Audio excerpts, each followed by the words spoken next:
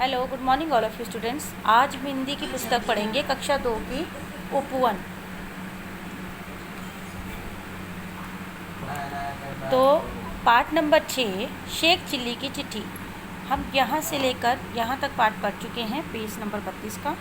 अब हम करेंगे पेज नंबर 33। ठीक है, चलिए। तब मियाँ शेख चिल्ली ने तय किया कि वह खुद ही चिट्ठी पहुँचाने जाएगा। अगले दिन सुबह सुबह वह चिट्ठी लेकर घर से निकल पड़ा। दोपहर तक वह शहर में अपने भाई के घर पहुंच गया और भाई को चिट्ठी पकड़ाकर तुरंत लौटने लगा। यह देखकर भाई बहुत हैरान हुआ। उसने पूछा, अरे भाई, यह चिट्ठी कैसी है और तुम वापस क्यों जा रहे हो? क्या मुझसे कोई नाराज़गी है?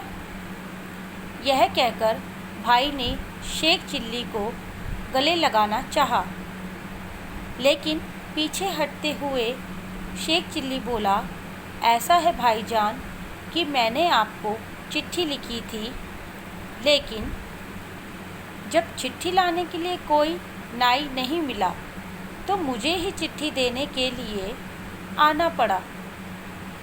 भाई ने कहा, जब तुम आ ही गए हो तो 2-4 दिन ठहरो। शेख चिल्ली ने मुंह बनाते हुए कहा, भाईजान, आप भी अजीब इंसान हैं। बात को समझते क्यों नहीं?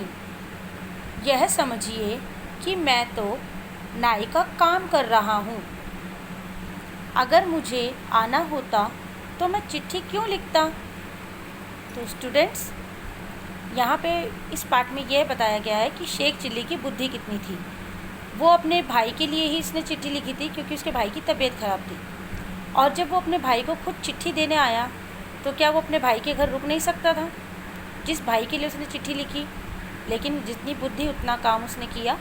वो सिर्फ चिट्ठी देखकर अपना काम पूरा करके जाना चाह रहा था कि मैंने तो ये नाई का काम किया, लेकिन अपने भाई के यहाँ रुकना उसने ज़रूरी नहीं समझा। तो स्टूडेंट्स, आप लोग इस पाठ को दोबारा से पढ़ेंगे, समझेंगे और इस पाठ को अच्छे से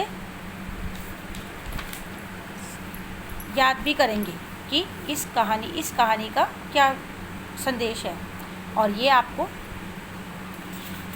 शब्दार्थ और प्रश्न उत्तर भी कॉपी में करवाने होंगे। Okay students, take care students, stay safe and stay healthy.